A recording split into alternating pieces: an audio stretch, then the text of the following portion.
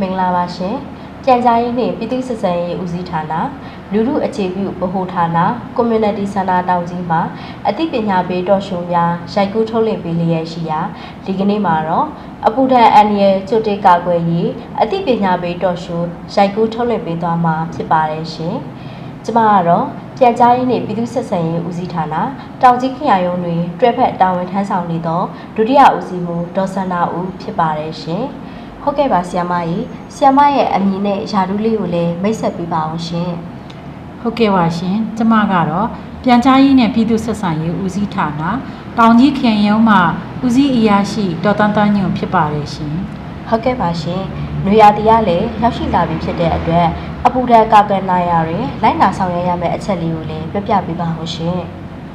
ဟုတ်ကဲ့ပါရှင်နွေရာသီမှာရာသီဥတုကပူပြင်းလာပြီဖြစ်တဲ့အတွက်ခန္ဓာကိုယ်အတွင်းရှိရေနဲ့ဓာတ်စားဓာတ်များဆုံးမှုပုံမှုများပြားလာပါတယ်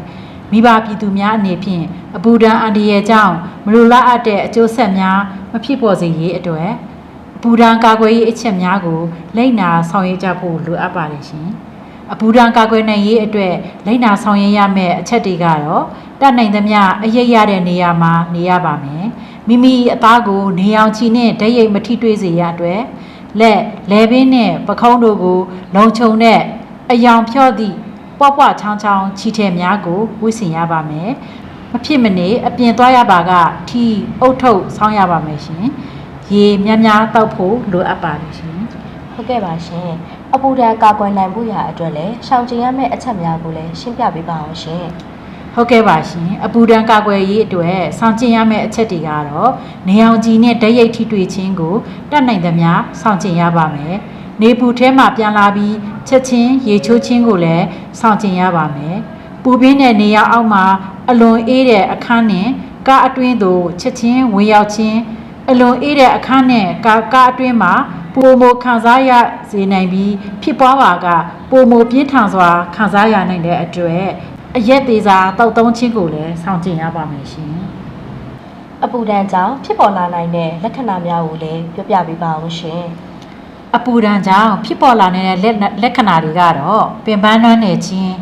တတိမေးမျောခြင်းစတဲ့လက္ခဏာများကိုဖြစ်ပေါ်စေပါတယ်ရှင်ဟုတ်ကဲ့ပါဆရာမရှင်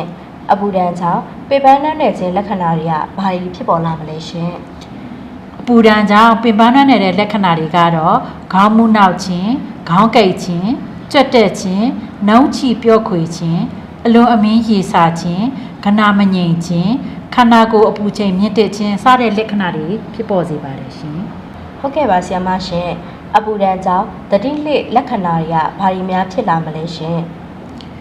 ဟုတ်ကဲ့ပါရှင်အပူဓာတ်ကြောင့်တတိလှခြင်းလက္ခဏာတွေကတော့အရေပြားပူရေခြောက်သွေးခြင်းသို့မဟုတ်ချွေးခမ်းခြောက်ခြင်း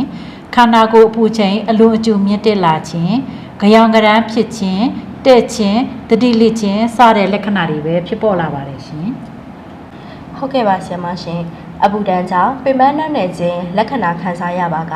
လိုက်နာဆောင်ရွက်ရမည့်အချက်များကိုလည်းပြပြပေးပါအောင်ရှင်ဟုတ်ကဲ့ပါရှင်အပူဓာတ်ကြောင့်ပင်ပန်းနှံ့နေခြင်းလက္ခဏာများခံစားရပြီဆိုရင်အရေးရရေးအေးမြသောနေရာမှာအနားယူရပါမယ်ရှင်အရည်များများတောက်ခြင်းစတဲ့အပူဓာတ်ကာကွယ်ရေးလိုက်နာဆောင်ရွက်ရမယ့်အချက်တွေကိုလိုက်နာဆောင်ရွက်ရပါမယ်ရှင်ဟုတ်ကဲ့ပါရှင်အပူဓာတ်ကြောင့်တတိလှလက္ခဏာခံစားရပါကလိုက်နာဆောင်ရွက်ရမည့်အချက်များကိုလည်းပြပြပေးပါအောင်ရှင်အပူဓာတ်ကြောင့်တတိလှခြင်းလက္ခဏာများခံစားနေရမယ်ဆိုရင်လူနာကိုအရိပ်ရပြီးအေးမြတဲ့နေရာသို့ရွှေ့ထားရပါမယ်လေပန်းကလေအေးပေးဆက်ဖွင့်ထားရပါမယ်တကယ်လို့လေပန်းကလေအေးပေးဆက်မရှိဘူးဆိုရင်ရက်ခတ်ပေးရပါမယ်လူနာရဲ့ခြေရင်းဘက်ကိုမြင့်တင်ထားပေးရမယ်ပက်လက်အနေထားဖြင့်ထားပေးရပါမယ်ရှင်လူနာရဲ့အဝတ်အစားများကိုဖယ်ရှားပါလူနာရဲ့လယ်ပင်ဂျိမ်းနှစ်ဖက်ပေါင်းချမ်းနှစ်ဖက်တို့ကိုရေပတ်တိုက်ပေးရပါမယ်ရှင်လူနာကောင်းစွာတတိယနေပါကရေအေးအေးသို့မဟုတ်ဓာတ်စားရည်ကိုတိုက်ကျွေးရပါမယ်ရှင်အပူဓာတ်ကြောင့်တတိလှခြင်းလက္ခဏာများပေါ်လာမယ်ဆိုရင်နိစ္စရာကျန်းမာရေးဌာနသို့အများဆုံးတွားရောက်ပြသဖို့လည်းလိုအပ်ပါတယ်ရှင်ဟုတ်ကဲ့ပါဆရာမရှင်အပူဓာတ်ကာကွယ်ခြင်းနဲ့ပတ်သက်ပြီးတော့လည်းဗာများဖြစ်ဆက်ပြီးတော့ပြောပြချင်ပါသေးလဲရှင်ဟုတ်ကဲ့ပါရှင်အပူဓာတ်အန္တရာယ်ကိုအထူးသတိပြုရမယ့်သူတွေကတော့တက်ကြီးပုဂ္ဂိုလ်များနဲ့ကလေးငယ်များကိုယ်ဝန်ဆောင်နဲ့နှုတ်တိတ်မိခင်များနာရာစီယောဂါရှိသူများ ကာယလုသားများအာကာသသမားများအဝလွန်သူများအရက်ဆွဲသောသူများမူ၏စေဝါသုံးဆွဲသူများဟာအပူဒဏ်အန္တရာယ်ကိုအထူးသတိပြုဖို့လိုအပ်ပါတယ်ရှင် ဟုတ်ကဲ့ပါရှင်ဒီကနေ့မှာတော့အပူဒဏ်အန္တရာယ်ကြိုတင်ကာကွယ်ရေးအသိပညာပေးတော်ရှိုးရိုက်ကူးထုတ်လွှင့်ပေးသွားတာဖြစ်ပါတယ်ရှင်နောက်အပတ်တွေမှာလည်းဘယ်လိုအကြောင်းအရာများကိုရိုက်ကူးထုတ်လွှင့်ပေးသွားမယ်ဆိုတာရှန်ယိုမာ page, Cherry May page နဲ့ Community Center page တွေမှာစောင့်မျှော်ကြည့်ရှုနိုင်ပါတယ်ရှင်